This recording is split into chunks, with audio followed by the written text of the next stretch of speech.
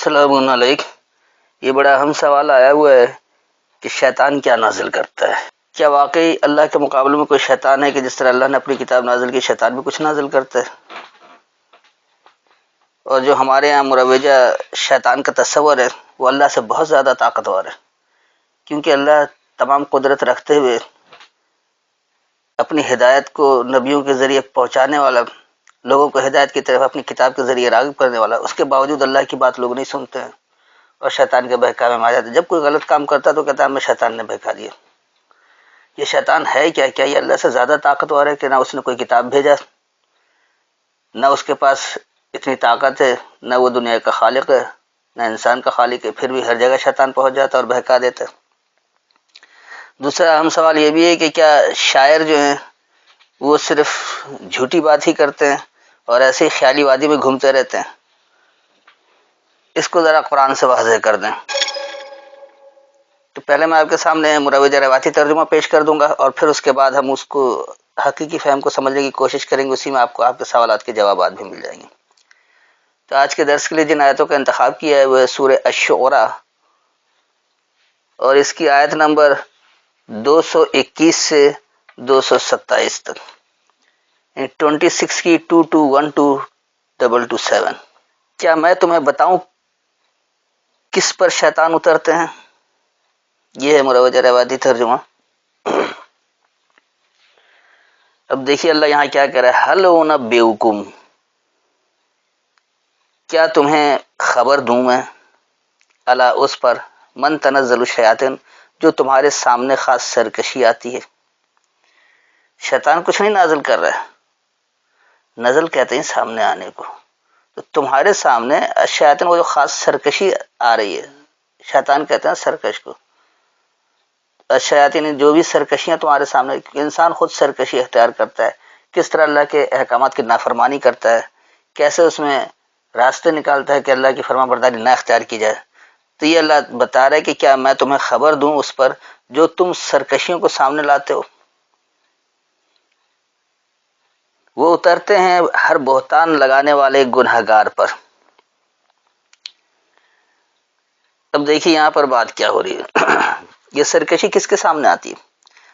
تنزلو نہیں تمہارے سامنے آتی ہے، علی کل، ہر ایک پر، کون سے ہر ایک پر؟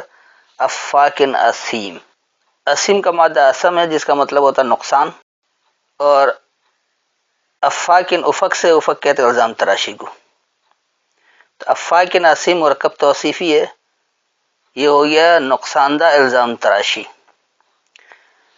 تو جو خاص سرکشیاں تمہارے سامنے آتی ہے وہ کیسے آتی ہے؟ وہ جو تمہارے سامنے آتی ہے سرکشیاں کس پر آتی ہے؟ ہر ایک وہ جو الزام تراشی کرتا ہے، نقصان پہنچانا دینا چاہتا ہے، جو الزام تراشیوں سے نقصان پہنچانے والا ہوتا ہے، نقصان دینے والے ہوتا ہے۔ تو دنیا میں کوئی بھی شخص ہو جو الزام تراشیوں سے دوسروں کو نقصان پہنچانا چاہتا ہے، سرکشی اسی کے سامنے آتی ہے۔ سنی سنائی بات ان کے کان میں شیطان ڈال دیتے ہیں اور ان میں اکثر جھوٹے ہیں۔ اب یہاں لفظ شیطان نہیں ہے لیکن کیونکہ تذکرہ اسی کا آ رہا ہے تو بات یہ سمجھ جائیں، یہ پہلے میں بتا دیا کہ شیطان کوئی خاص شخصیت نہیں ہے بلکہ ہر سرکشی کو شیطان کہا جاتا ہے، اور جو انسان سرکشی اختیار کرے وہ خود شیطان ہے۔ تو یلقون السمع، وہ پیش کرتا ہے خاص سننا، واکثرهم کاذبون، اور ان کی اکثریت جھوٹی ہوتی ہے۔ تو یہ اللہ نے شیطان کی تعریف کر دی کہ سرکش کون لوگ ہوتے ہیں، یعنی ایک تو اللہ یہ خبر بتا رہا ہے کہ تمہارے سامنے جو سرکشیاں سامنے آتی ہے کس پر آتی ہے؟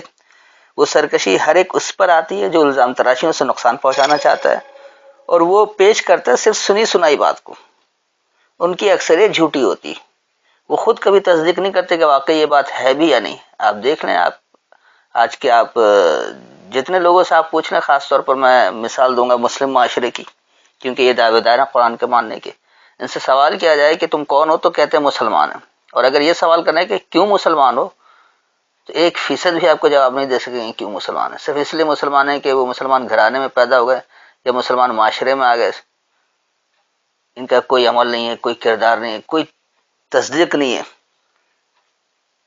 تو یہ لوگ سنی سنائی بات کو ہی آگے بڑھاتے رہتے ہیں،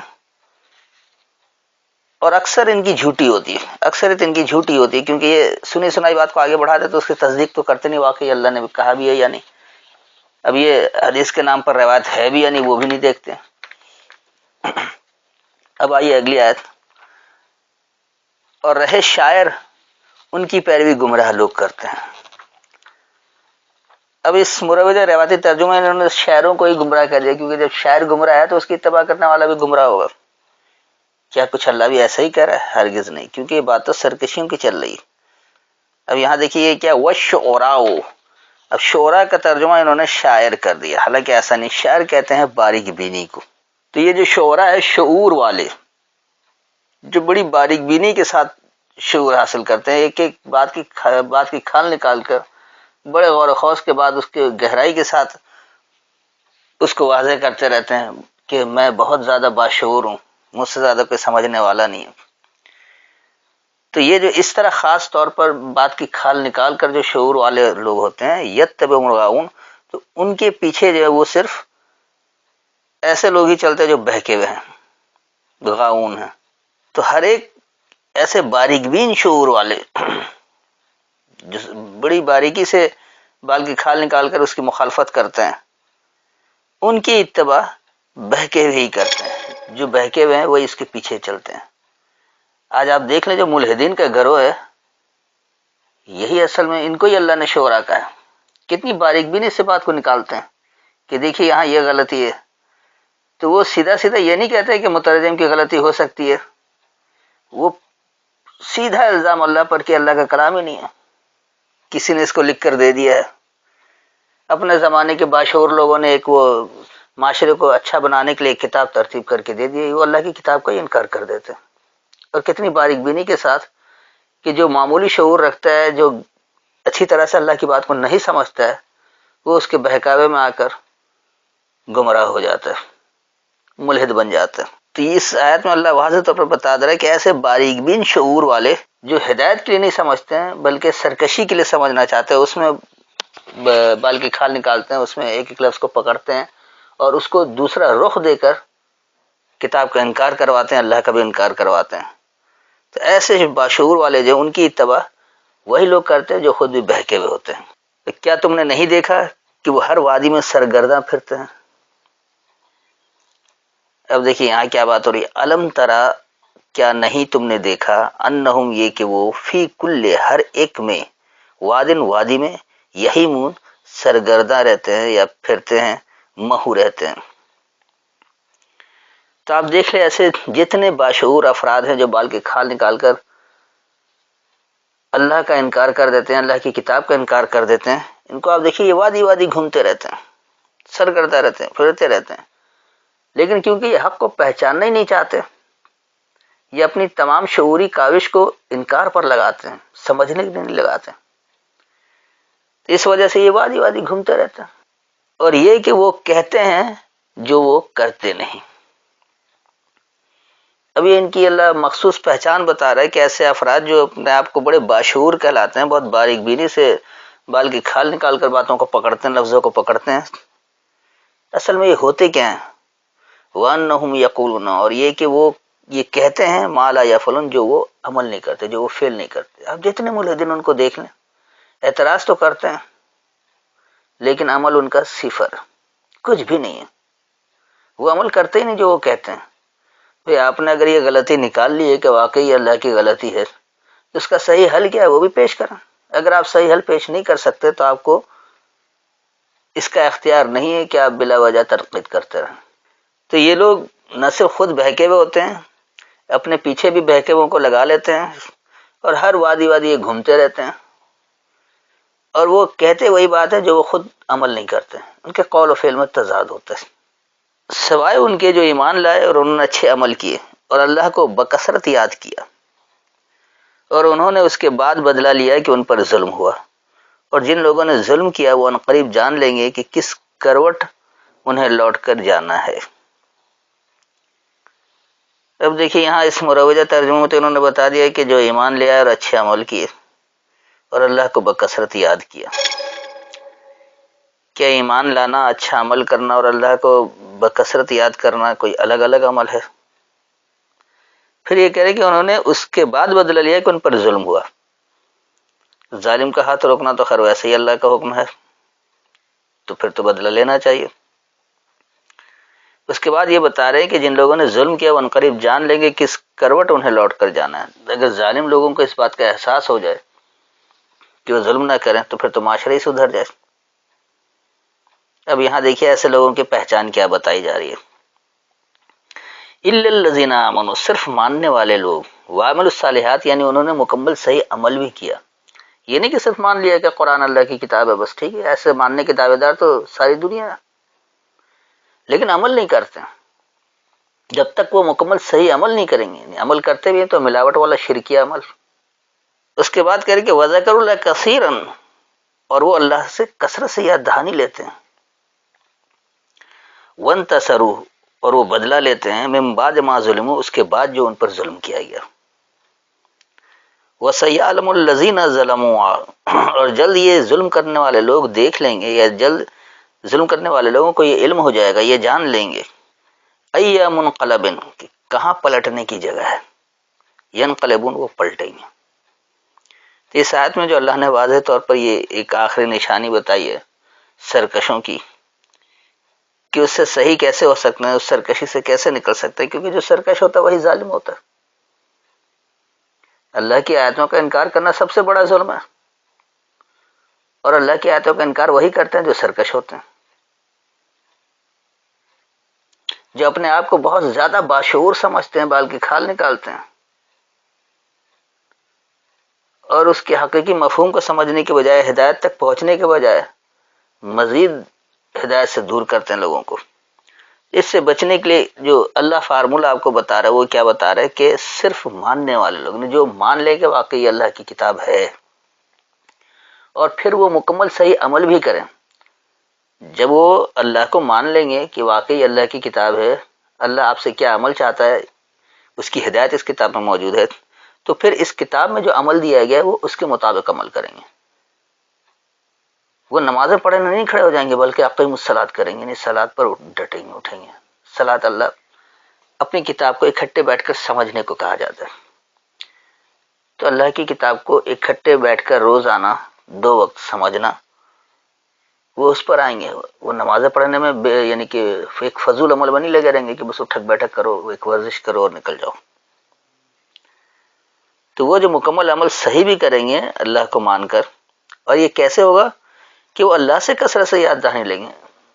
یاد دہانی اللہ سے لینی ہے، وہ غیر اللہ کی کتابوں سے ہدایت نہیں لیں گے کہ سایہ اربع کیا کہہ رہی ہے، سایہ ستہ کیا کہہ رہی ہے، سنت کے نام پر ہمیں کیا دیا گیا ہے، روایت کے نام پر کیا دیا گیا ہے، انبیاء اور صحابہ کا نام لے کر کیا کیا خرافات ڈالی گئی ہیں، ہرگز نہیں، کیونکہ وہ اپنے ہر عمل کی تصدیق اللہ کی کتاب سے کریں گے، اللہ سے کثرت سے یاد دہانی، اور اللہ کی یاد دہانی صرف اور صرف قرآن میں موجود ہے، اس کے باہر کوئی اللہ کی ہدایت نہیں ہے۔ اس کے بعد پھر یہ کرتے ہیں کہ جو ان پر ظلم ہوتا ہے وہ اس کا بدلہ لیتے ہیں۔ یقینی سی بات ہے کہ سب سے بڑا ظلم تو یہی ہوتا ہے کہ ایک تو آپ کو ہدایت سے لوگ دور کرتے ہیں، اور وہ بہترین باکردار افراد بننے سے روکتے ہیں، جس کی وجہ سے اچھا معاشرہ وجود میں نہیں آتا، اور وہ سلامتی والا نظام جو اللہ نے آپ کے لیے منتخب کیا وہ دنیا میں نافذ نہیں ہو سکتا۔ تو اللہ نے جو دین آپ کے لیے پسند کیا، جو نظام آپ کے لیے پسند کیا، وہ سلامتی والا نظام ہے، اور اس نظام سے اگر لوگوں کو دور کر دیا جائے تو اس سے بڑا ظلم اور کیا ہوگا۔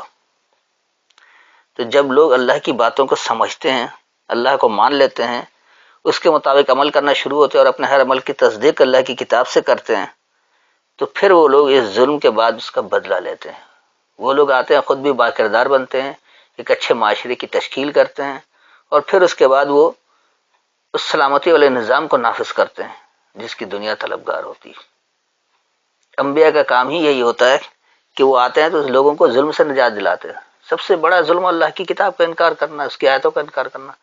پہلے اس کی طرف راغب کرواتے ہیں کہ دیکھو یہ اللہ کی بات ہے، پھر اس کے مطابق عمل کرواتے ہیں۔ جب عمل بھی صحیح ہو جاتا ہے اور ہر عمل کی تصدیق قرآن کی آیتوں سے کرواتے ہیں،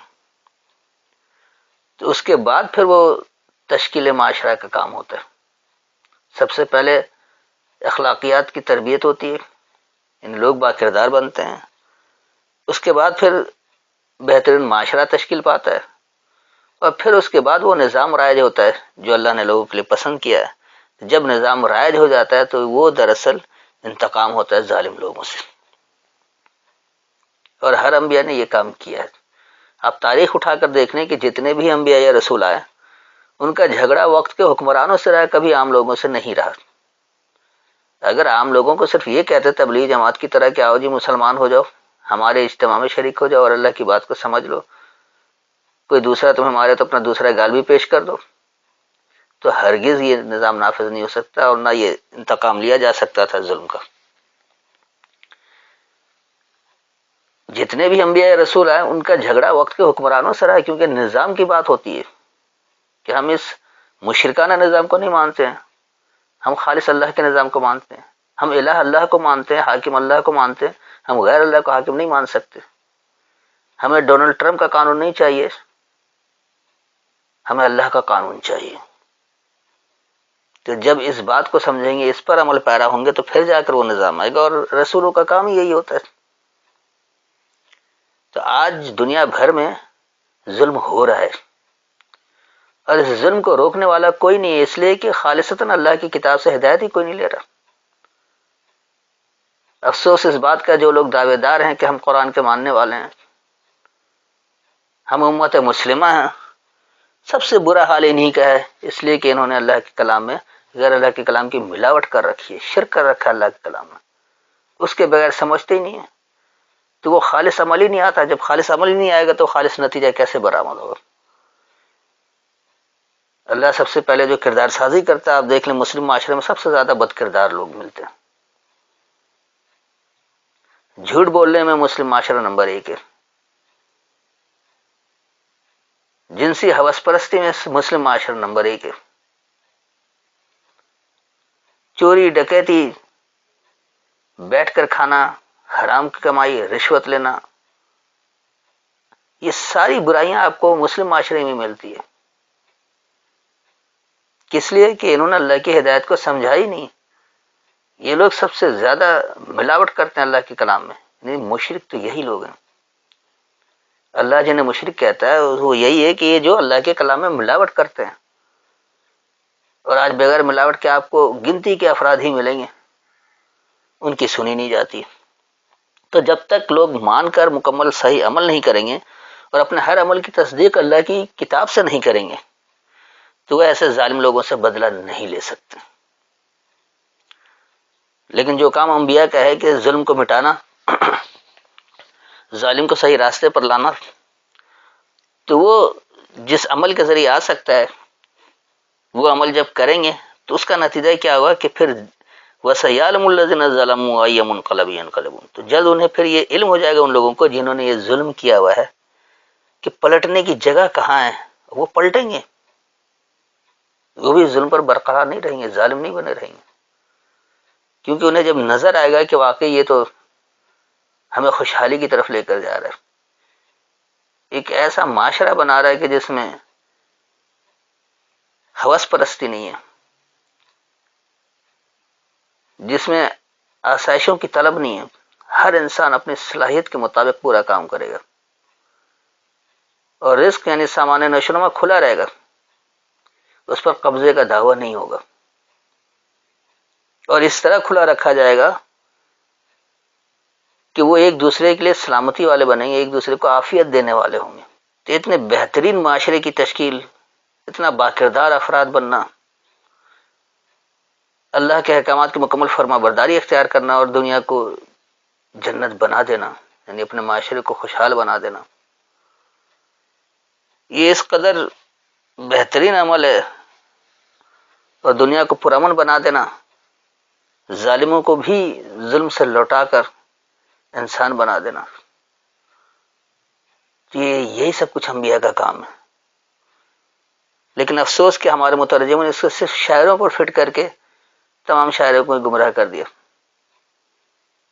حالانکہ شاعر تو اپنے شعور کے لحاظ سے وہ ایک ایسی بات کہتا ہے چند لفظوں میں کہ اس میں بڑے بڑے واقعات سما جاتے ہیں. اشعار کو مشرک بنا دینا اور شاعروں کو ہی بھٹکا و گمراہ بنا دینا کہ لوگ شاعری کی طرف ہی نہ جائیں، یعنی توجہ ہی نہیں دیں کہ کس طرح رمز انداز میں، یعنی مختصر اور پر اثر بات کیسے کی جاتی ہے، کس طرح سے آ سکتا ہے؟ لوگوں کے ذہن کو روکنے کے لیے یہ بھی ایک سازش ہے کہ تمام شاعروں کو تو بہرحال یہ تھی ساری آیتیں جو میں نے ایک ایک لفظ کر کے بھی بتا دیا اور جملے میں بھی بتا دیا. تو دراصل یہ آیتیں یہ نہیں ہے کہ کوئی شیطان کا وجود ہے، اللہ نے یہ بھی بتا دیا کہ شیطان کون ہے، یعنی سرکشی کیا ہے اور وہ کس پر آتی ہے، یہ سرکش کون لوگ ہوتے ہیں، ان کا طریقہ کار کیا ہوتا ہے. اللہ نے اس میں تمام وضاحت کر دی. یعنی کہ ایک تو اللہ تمہیں خبر دے رہا ہے کہ تمہارے سامنے سرکشی کیسے آتی ہے، اور سرکشی کس کے سامنے آتی ہے، جو بھی نقصان دہ الزام تراشی سے نقصان دینے والا ہوتا ہے. اور ان کی خاصیت یہ ہوتی ہے کہ وہ سنی سنائی بات کو آگے بڑھاتے ہیں اور اکثریت ان کی جھوٹی ہوتی ہے. اور یہ ایسے باریک بین سوچنے والے ہوتے ہیں کہ صرف گمراہی کے پیچھے چلتے ہیں اور یہ جگہ جگہ بھٹکتے پھرتے ہیں، وادی وادی گھومتے رہتے ہیں. اور ان کی سب سے بڑی پہچان کہ جو وہ کہتے ہیں اس کو عمل نہیں کرتے. اس سے نکلنے کا طریقہ کار بھی اللہ نے واضح طور پر بتایا کہ اللہ کو مان لو، اپنے اعمال کی اصلاح کر لو اور اپنے ہر عمل کی تصدیق اللہ کی یاد دہانی سے کرو، کثرت سے اللہ سے یاد دہانی لو. تو پھر ایسے ظلم کے بعد جو تم پر ہو چکا ہے، اللہ کے نظام کو تبدیل کیا جا چکا ہے، اس کا تم انتقام لے سکتے ہو، بدلہ لے سکتے ہو. اور جب یہ کام ہوگا تو یہ ظلم کرنے والے لوگ بھی جان لیں گے، انہیں بھی یہ علم ہو جائے گا کہ پلٹنے کی جگہ کہاں ہے، اور وہ پلٹیں گے، وہ بھی اللہ کے فرما بردار بنیں گے. تو میں نے مکمل وضاحت کر دی ہے. پھر بھی اگر کوئی تشنگی رہ گئی ہو، کوئی بات سمجھ میں نہ آئی ہو، آیت کا حوالہ دے کر دوبارہ پوچھ سکتے ہیں. السلام علیکم.